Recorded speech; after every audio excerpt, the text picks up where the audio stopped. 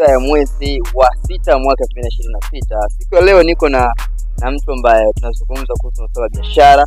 Atatuambia masuala ya biashara kwenye mitandao ya kijamii, vyombo vya habari. Je, biashara ina mchango gani kupitia anasema vyombo vya habari vina mchango upi kwenye kuhakikisha biashara zinakuwa zaidi hapa nchini Tanzania? Sasa yeye atatuambia kivipi masoko yanakuwa na nguvu. Dada, mambo vipi? Poa. Mambo poa kabisa. Unaitwa nani? Naitwa Happiness Tigay. Wow. Yes, leo nimepata nafasi kuja kuzungumza na wewe kuhusu masuala ya biashara. Na nikijua kwa mtazamo wako unatazama mchango wa vyombo vya habari au social media kwenye biashara na masoko. Okay. Kwanza vyombo vya habari hatuongelei tu social media. Vyombo vya habari hizi radio, television pamoja na hizo sasa social media ambazo nasema ni digital medias. Ya mchango mkubwa upo kwa sababu vyombo vya habari wenyewe vinatumia kama platform. Yaani uwanda ambao watu wanaweza kuzionyesha biashara zao na zikaonekana, zikapata ile tunasema visibility kwa watu wengine. Kupitia matangazo ambayo wanayarusha wao, lakini pia kupitia tunasema ile direct communication kati ya mfanyabiashara pamoja na wale consumer wake. Wewe nadhani mitandao ya kijamii inakuwa na mchango upi kwenye kuhakikisha hasa matangazo? Sababu tunaamini media za sasa na wanasema biashara na vyombo vya habari ni kama kitu kimoja. Wewe unaona kama yani kwa mtazamo wako, unadhani media zinategemea sana biashara kwenye masoko au masoko yanategemea zaidi?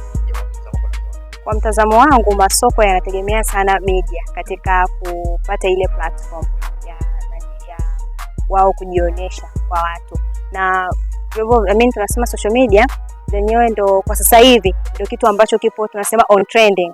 Ya tofauti na kipindi cha nyuma kidogo, radio na television ndo zilikuwa zinatumika sana, lakini kwa sasa hivi matumizi makubwa yamehamia sana kwenye social medias. Sasa hivi kila mtu anatumia pages za social media, tunasema Instagram, Facebook, mpaka siku hizi kuna tunasema WhatsApp ads. Watu wanafanya matangazo kwenye WhatsApp So sasa hivi social media ndio kama imekuwa trending. Kila mtu anaonekana kwenye social media, na hata ile watu ambao wanatumia sana hizi media za zamani tunasema zile broadcasting media, video na television ziko yani wachache sana zaidi kuliko wale ambao wanatumia social media. Mfano mdogo, sasa hizi watu ambao wana place matangazo kwenye vyombo vya habari like kama kwenye taarifa habari vile, tunasema kwamba ni wachache sana, kwa sababu pia hata watazamaji wa taarifa habari sasa hivi wamepungua. Sasa hivi habari tunazipata kwenye hizi social media platforms, na ndio huko ambapo watu wana place matangazo yao. Kwa kutengeneza matangazo kupitia AI, maybe matangazo kwenda kwenye media, ambao unajua biashara ilikuwa inatumia matangazo zaidi. Kwa unavyoona ujio wa AI na technologies inaenda kukusi vipi sasa kuendelea zaidi kwenye masoko, mafanikio ya biashara kupitia media? Okay, sawa. Sasa kwenye ujio wa AI kuna uwanda mpana kidogo, lakini mimi naweza kusema kwamba AI ina msaada mkubwa sana kwa wafanyabiashara, kwa wao kuweza kupata ile visibility kwa watu. Kwanza kabisa AI inawasaidia wao kupata idea au tunasema yale mawazo ya leo nitafanya content gani ya biashara yangu. Unajua kama ukitaka kufanya matangazo kila siku, zamani lazima utafute media agency ambayo itakusaidia wao kufanya matangazo, wa kutengenezea idea, wafanye tangazo lako, wafanye zile editing na nini. Lakini sasa hivi kupitia AI, mfanyabiashara yeye mwenyewe kabisa anaweza akatumia AI kutengeneza content ile au tunasema ile idea ya tangazo lake, lakini pia anaweza akafanya editing, lakini pia anaweza akamtumia AI yeye mwenyewe kumtengenezea tangazo bila kwenda iwe poster au iwe na hiyo video bila kumtumia mtu au influencer yote kupitia hiyo AI. So naona AI ina mchango mkubwa sana na pia inapunguza gharama. Wewe nadhani hii AI inakuja kuharibu masoko watu ambao walikuwa wanapata hizo fursa kama influencers kama wale leo influencers wa Yas Tanzania? Unadhani inaenda kupunguza ile nafasi sasa ile kuwa kama happy na kama balozi wa Yas Tanzania na ikosa sababu ujue AI? Unasema vipi? Kwa upande wangu tunasema kila kitu kina hasara na faida zake, si ndio?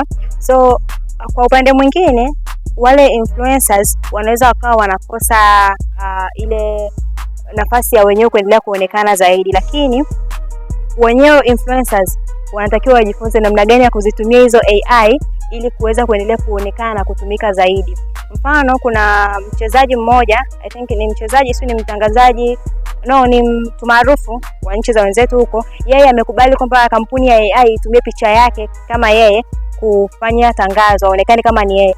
isipokuwa yeye hajafanya, ila wewe picha yako ndio inayotumika na AI kuonekana kwamba umefanya nini, umefanya ile tangazo. So wale influencers wanaweza wakatumia huo uwanda kujifunza matumizi sahihi ya AI ili waendelee kuonekana na kutumika zaidi.